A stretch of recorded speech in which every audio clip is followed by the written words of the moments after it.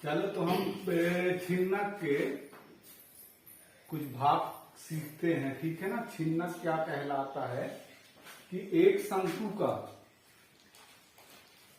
कुछ सिरा कटा हुआ है ना।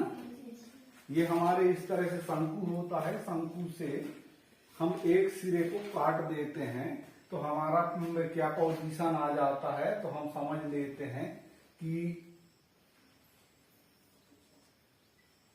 हम किस तरह से इसको हल करेंगे। तो हमारा एक सवाल दिया हुआ है कि एक छिन्नक की दोनों सिराओं की त्रिज्याएं, हमारा पहले शंकु में यहां त्रिज्या बनता था, ठीक है ना, लेकिन हम काट दिए हैं इसको, इस शंकु को काट दिए हैं तो दो त्रिज्या बनती है, ठीक है ना।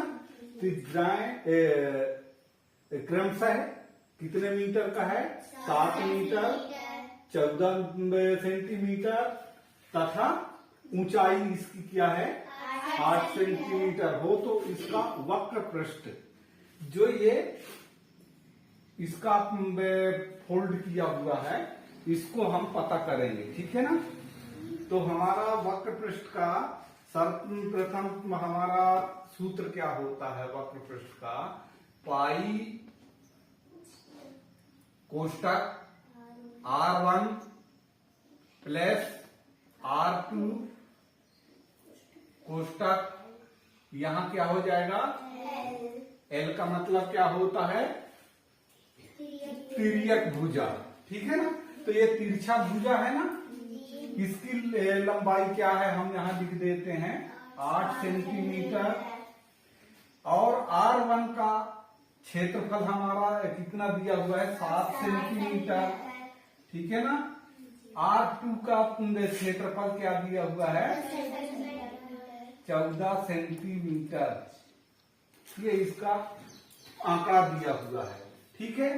तो हम इसी तरह से निकाल लेंगे, यहां पास R1 बराबर कितना है, R1 बराबर 7 सेंटीमीटर, R2 बराबर कितना हुआ, 14 सेंटीमीटर, ठीक है ना। फिर हमारा क्या आता है, L बराबर क्या हो गया, 8 सेंटीमीटर, 8 सेंटीमीटर हो गया। अब हम इसको क्या करेंगे कि सूत्र के अनुसार से रख देंगे, ठीक है ना। हमारा पाई बराबर पाई के बाद कोष्टक, तो हमारा R1 कितना है, 7, धन क्या हो जाएगा 14, कोष्टक बंद। यहां हमेशा क्या आ जाएगा, गुणे का चिन्ह आ जाएगा, इसका चिन्ह आएगा गुणे का। तो L बराबर हमारा कितना है, 8। अब पाई का मान भी रख देते हैं, पाई का मान क्या होगा, 22/7, यहाँ हमारा गुणे का चिन्ह आ जाएगा, ठीक है ना। अब हम सर्वप्रथम यही देखते हैं कि हमारा एक भिन्नात्मक गणित हुआ करता है ना। का करके पुन भाग कर फिर गुण ले सुजान, ता पीछे धन ऋण करे भिन्न रीत यह जान। तो हम हमारा ये भी रहता है, का माने होता है गुणा, है ना, फिर इसके बाद होता है भाग, फिर इसके बाद होता है गुणा, जो इस पसली में गुणा का चिन्ह दिया रहता है ना। फिर इसके बाद जोड़ करते हैं, इसके बाद घटाना करते हैं।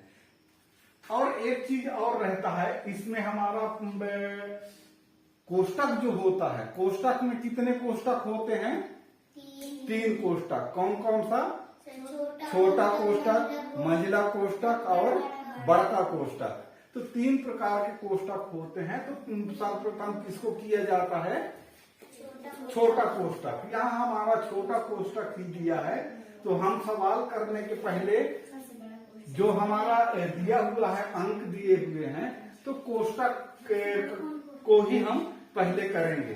तो यहाँ क्या दिया हुआ है, 7 धन 14, क्या दिया हुआ है, 7 धन 14। इसको क्या करेंगे, जोड़ेंगे, जोड़ेंगे तो कितना आता है, 21 आता है, 21 लिख दिए, है ना।